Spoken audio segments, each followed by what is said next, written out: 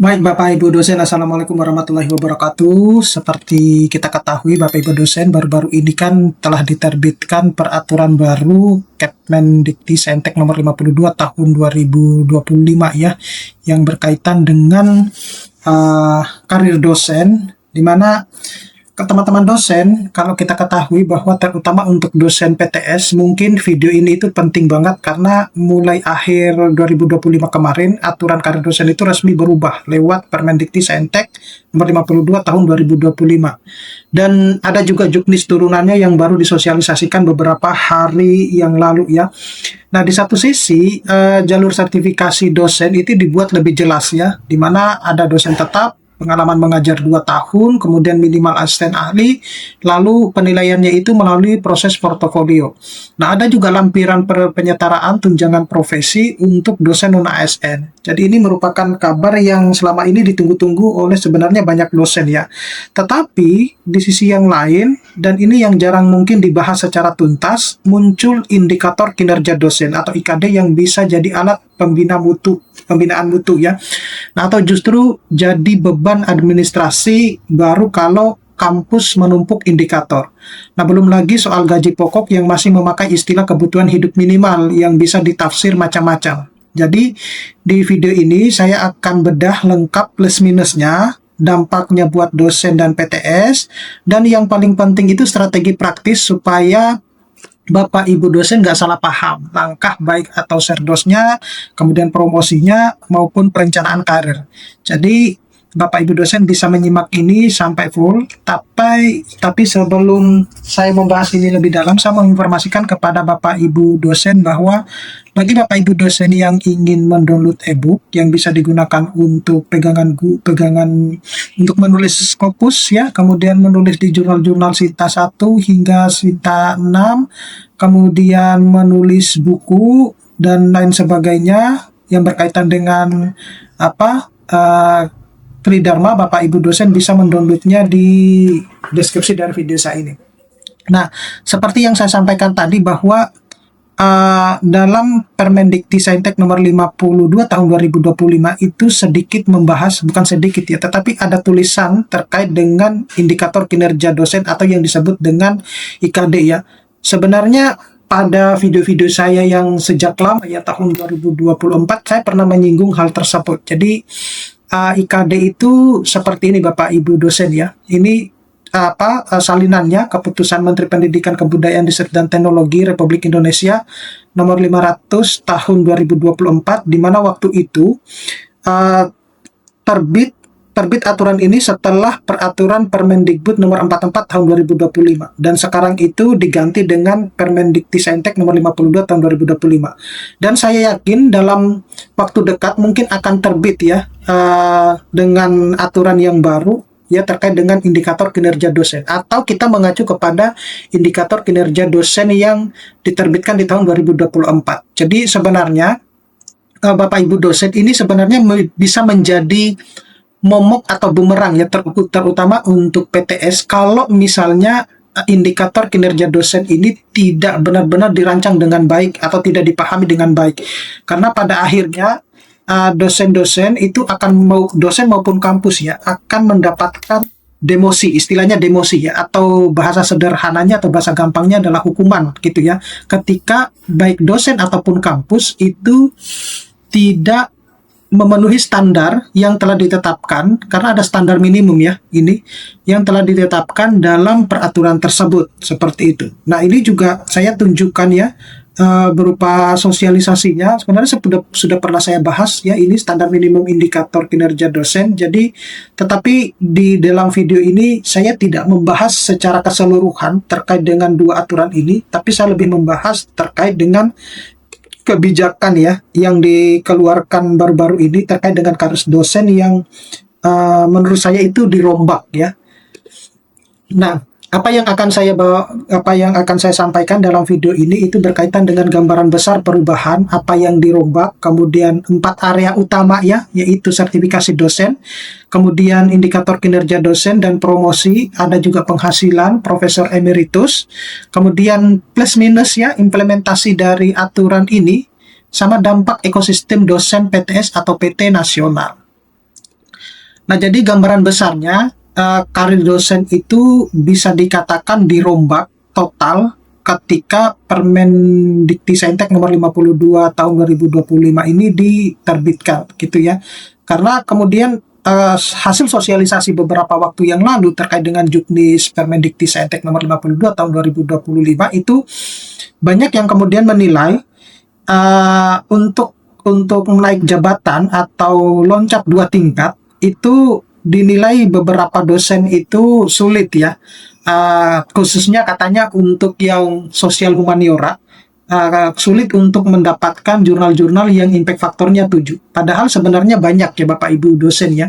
Banyak jurnal-jurnal yang impact faktor 7 yang sosial humaniora itu yang Bapak Ibu dosen sebenarnya bisa manfaatkan gitu ya.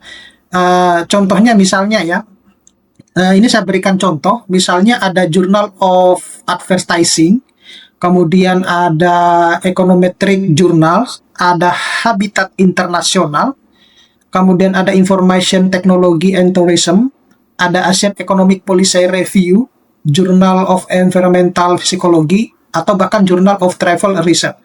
Kalau yang berkaitan misalnya dengan leadership ya atau yang lain juga masih dalam lingkup sosial humaniora, Bapak Ibu dosen juga bisa ke Annal of Tourism Research ya, itu impact faktornya 7,8. Ada juga yang Journal of Sustainable Tourism itu juga sama 7,8, atau Journal of Hospitality and Tourism Management, atau juga di Journal of Mixed Method Research ya, atau Transportation Research Part D, di mana itu adalah transport dan environment, atau di Review of Educational Research. Jadi sebenarnya banyak jurnal-jurnal yang disinyalir katanya teman-teman di sosial humaniora itu sulit untuk mendapatkan yang jurnal di atas impact faktor 7 ya. Jadi kalau Bapak Ibu dosen butuh diskusi dengan saya, nanti Bapak Ibu dosen, saya linknya akan saya taruh di deskripsi video ini. Kalau butuh diskusi yang berkaitan dengan kita diskusi tentang jurnal, tentang aturan, tentang dunia dosen, Bapak Ibu dosen nanti bisa mengklik di deskripsi dari video saya ini. Nah, kembali ke peraturan ini Bapak Ibu dosen. Jadi Juknis di Kemendikti Saintek juga di 63 ya tahun 2025 itu memandu layanan pengembangan profesi dan karir dosen. Cuman ketika diterbitkan Permendikti nomor 52 tahun 2025 itu sudah tidak diberlakukan kecuali bagi teman-teman dosen yang memang mengajukan kenaikan jabatan akademik dosen itu sebelum diterbitkannya Permen 52 tahun 2025 ini. Jadi dengan kata lain bahwa bagi Bapak Ibu dosen yang pengajuannya itu sebelum diterbitkannya Permendikti Saintek nomor 52, maka prosesnya itu disesuaikan atau mengacu kepada Kemendikti Saintek nomor 63 itu.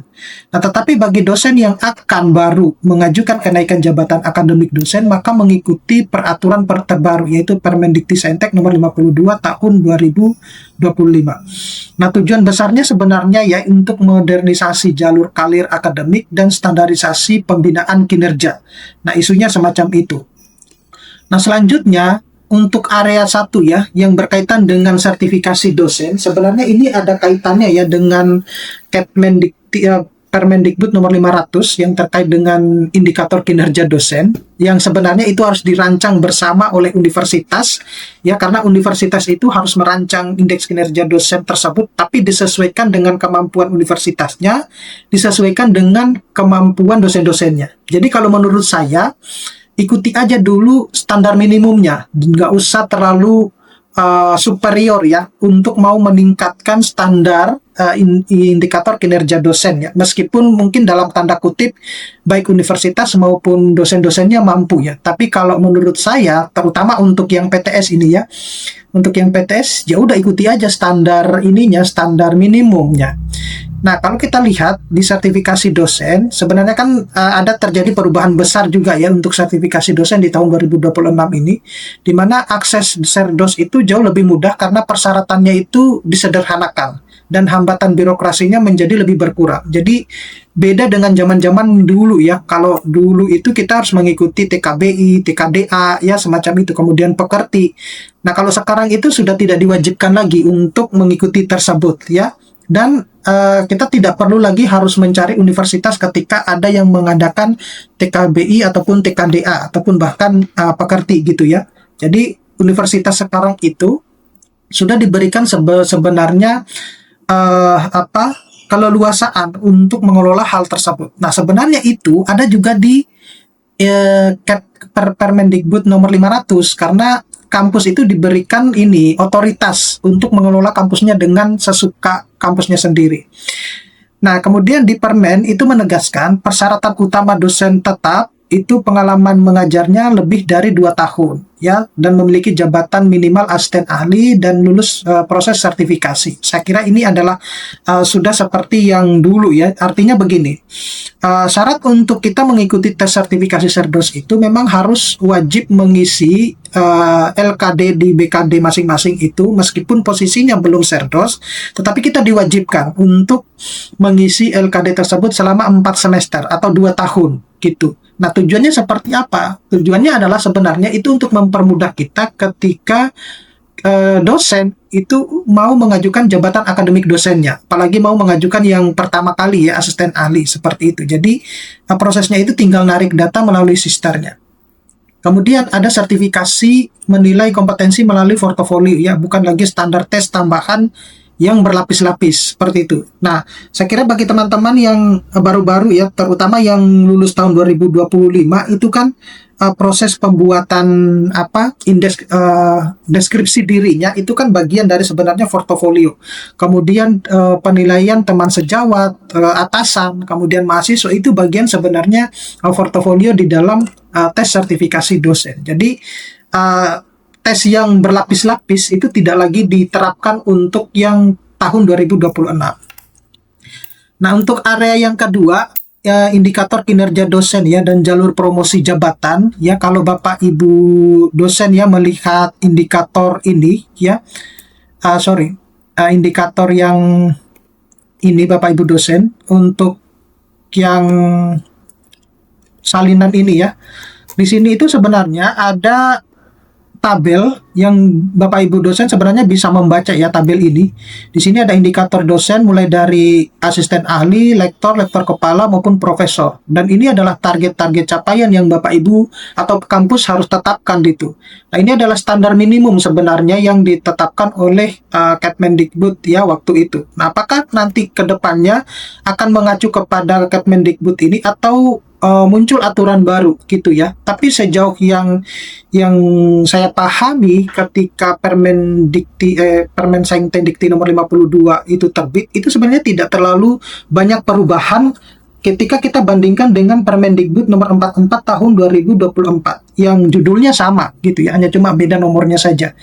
Nah, gitu. Jadi Bapak Ibu dosen kalau mau membaca indikator kinerja dosen ya bisa di Kemendikbud ini. Setidaknya punya gambaran lah semacam itu ya untuk bisa memahami aturan tersebut.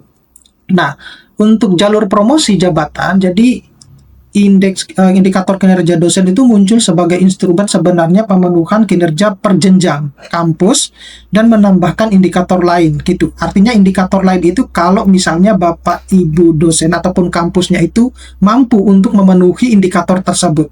Nah, tetapi sekali lagi kalau misalnya dianggap itu tidak mampu, ya udah pakai indikator yang standar saja seperti itu. Nah, kemudian berkaitan dengan promosi jabatan, ini tetap mensyaratkan kombinasi ya. Dalam hal ini adalah beban kerja, kemudian angka kredit ya.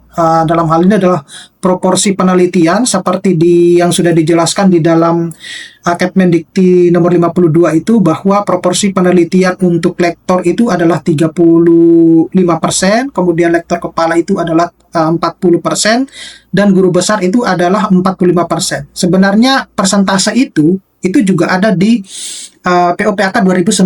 Jadi bukan sebenarnya sesuatu hal yang baru. Tetapi mungkin bagi Bapak Ibu dosen yang sudah lupa ya dengan POPAK 2019, sebenarnya proporsi itu untuk menghitungnya sangat mudah sekali. Jadi dari yang Bapak Ibu targetkan berapa, ya tinggal dikalikan dengan persentase penelitian tersebut ya. Kemudian ada pemenuhan indikator kinerja dosen atau IKD ya, yang sudah saya tampilkan tadi. Ada syarat khusus. Nah, syarat khusus ini yang banyak berubah di sini, yang kemudian banyak dinilai oleh teman-teman dosen, terutama untuk yang dosen PTS ya. Banyak yang menilai bahwa sulit untuk kalau kita naik 2 tingkat ya, misalnya dari asisten ahli ke lektor kepala atau lektor ke guru besar, terutama ke lektor ke guru besar, karena mensyaratkan salah satu jurnalnya itu Q1 tapi impact faktornya adalah 7. Nah, mereka menilai, ini teman-teman dosen di swasta ya, Bapak Ibu dosen ya. Mereka menilai bahwa kalau untuk dosen PTN, untuk mencapai itu sangat mudah. Karena mereka ditunjang dengan fasilitas yang mumpuni untuk melakukan penelitian, kemudian ekosistem di lingkungannya juga mendukung, ya. Artinya ekosistem lingkungan di PTN itu mendukung ya.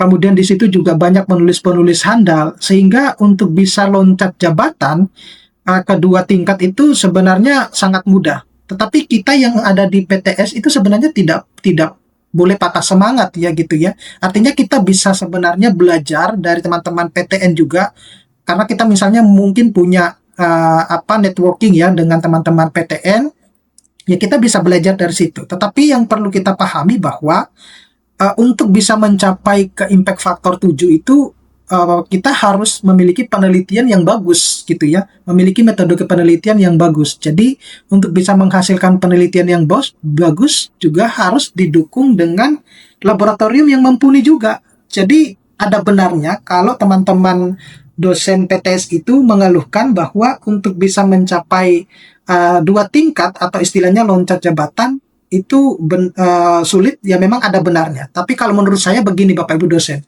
kalau dirasa bahwa untuk loncat jabatan itu dirasa sulit, ya udah step by step aja gitu ya. Tidak perlu harus memaksakan untuk loncat jabatan. Yang terpenting itu begini Bapak Ibu dosen, ketika sudah menjadi profesor, itu kontribusi apa sebenarnya yang bisa diberikan ya? Setidaknya bisa menjadi role model mungkin ya, bisa menjadi panutan. Jangan kemudian banyak kasus yang muncul bahwa menjadi profesor itu hanya kemudian nanti akan menjadi koleksi di etalase-etalase di kampusnya yang tidak memiliki kontribusi apa-apa. Nah, itu sebenarnya yang harus digali gitu ya. Jadi bukan karena ego, memenuhi ego, yang penting menjadi profesor, tetapi yang penting itu, yang lebih berat itu adalah setelah menjadi profesor itu apa yang bisa diberikan. Itu yang menjadi hal yang terpenting Bapak Ibu dosen. Jadi bukan karena kita ingin cepat loncat jabatan, tetapi harus juga mengetahui bahwa bagaimana sih sebenarnya kemampuan kita ya. Jadi ini ada kaitannya dengan ini Bapak Ibu dosen. Kalau misalnya POBKD ya, atau rubrik BKD itu nanti dimunculkan ya, atau diterbitkan, maka tidak akan jauh dengan persyaratan yang telah ditetapkan di dalam Permendikti-Saintek nomor 52 itu. Gitu. Artinya syarat untuk lektor kepala itu harus seperti ini, kemudian ke guru besar seperti ini. Jadi tidak lagi sesederhana yang kita bayangkan, oke, yang penting punya luaran ya, sesuai misalnya oke, lektor kepala Alusinta 2 sekian gitu ya. Tetapi ada hal-hal yang lain yang harus diperhatikan. Artinya mungkin sudah harus naik ke jurnal internasional bereputasi, bukan lagi yang ke mana? Ke Sinta 2. Nah, hal ini kalau tidak disikapi lebih cepat oleh kampus, oleh dosennya, maka kita akan merasa tertinggal. Gitu. Jadi kita harus bisa merancang strategi, mungkin bisa sudah mendeteksi ya kira-kira apa yang akan terjadi kalau misalnya rubrik atau POBKD itu diterbitkan gitu. Dan saya yakin tidak akan jauh-jauh persyaratannya itu dengan Permendikti-Saintek nomor 52 yang baru diterbitkan. Nah, untuk area ketiga yaitu penghasilan dan keadilan dosen non-ASN terutama ya. Jadi poinnya itu ada penyetaraan tunjangan profesi bagi dosen non-ASN itu dilakukan secara bertahap. Nah, arah kebijakannya itu dirasa lebih adil gitu, katanya semacam itu ya. Tetapi perlu diingat juga bahwa beberapa tahun terakhir ini kasus terkait dengan impasing itu tidak diberlakukan lagi gitu ya. Jadi ketika kemarin saya bertemu dengan ngobrol dengan salah satu LL Dikti, staf LL Dikti itu memberikan informasi bahwa sejauh ini itu sudah 1 tahun terakhir impasing itu tidak lagi diberlakukan gitu. Nah, saya khawatir bahwa untuk mengefisiensi anggaran, nanti karena tidak ada impasing itu kan seperti penyetaraan ya. Artinya kita disetarakan TPP kita, TPP di BKD itu disetarakan dengan dosen-dosen ASN gitu. Saya khawatir kalau misalnya tidak ada impasing, tidak ada penyetaraan, maka jangan-jangan nanti BKD itu akan disesuaikan dengan gaji pokok seperti yang diterima di PTS masing-masing, seperti itu. Tapi itu asumsi saya saja. Ya, untuk lebih jelasnya kita tunggu informasi ke depannya seperti apa. Kemudian isu krusialnya, yaitu standar gaji pokok dianggap ambigu ya. Kenapa demikian? Karena hanya menyebutkan kebutuhan hidup minimal. Nah, ini yang membuat ambigu ya. Padahal jelas-jelas ya, kalau kita mengacu kepada peraturan ketenagakerjaan, itu disebutkan bahwa pegawai itu harus digaji sesuai dengan minimal UMR atau UMK di daerahnya masing-masing. Nah, kalau misalnya sesuai dengan standar kebutuhan hidup minimal, itu standarnya itu berapa gitu kan? Itu yang membuat menjadi ambigu. Nah, kemudian risiko implementasi ya. Jadi disparitas antara institusi ya. Dalam hal ini adalah PTS kuat dengan PTS yang kesulitan finansial ya. Ya, kita bisa melihat berkaca dengan PTS-PTS yang memang PTS-PTS raksasa gitu ya. Nah, mungkin secara finansial mereka tidak akan kesulitan untuk hal tersebut gitu. Nah, untuk Profesor Emeritus, nah ini yang menarik gitu ya. Yang banyak juga ketika saya pertama kali mengupload video terkait dengan peraturan Permendikti-Saintek nomor 52 ini, banyak yang kemudian berkomentar terkait dengan Profesor Emeritus ini, ya baik itu di YouTube saya maupun di Instagram saya. Mereka menyebutkan bahwa apakah Profesor Emeritus itu akan berkontribusi besar terhadap PTS gitu ya, karena kan mereka dari segi usia itu kan sudah senior banget. Kemudian kita tahu juga bahwa ketika sudah senior itu dalam segi produktivitas juga sudah menurun seperti itu. Nah, sedangkan Profesor Emeritus itu profesor yang sudah pensiun di PTN kemudian diangkat di PTS ya dengan alih-alih hanya untuk meningkatkan sistem akademik yang ada di PTS tersebut. Nah, tetapi pertanyaannya adalah apakah ada PTS yang mau menerima seorang profesor di atas usia 70 tahun gitu ya. Karena maksimal nanti 75 tahun ya ketika menjadi Profesor Emeritus ini. Nah, ini yang harus juga dipikirkan oleh PTS-PTS ya, apakah mau mengangkat Profesor Emeritus atau tidak ya. Kalau misalnya mungkin kalau dianggap gengsi mungkin akan diangkat ya. Tapi kalau saya melihat masa depan ya, saya juga pernah sudah membahas ya plus minusnya kalau PTS itu mengangkat Profesor Emeritus ya. Terutama itu adalah akan menghambat regenerasi ya. Karena dosen yang ingin mungkin naik jabatan menjadi profesor itu ya syukur-syukur kalau misalnya mendapatkan dukungan dan tidak ada politik kampus ya. Tetapi kalau misalnya banyak politik kampus ya juga bisa menghambat sebenarnya.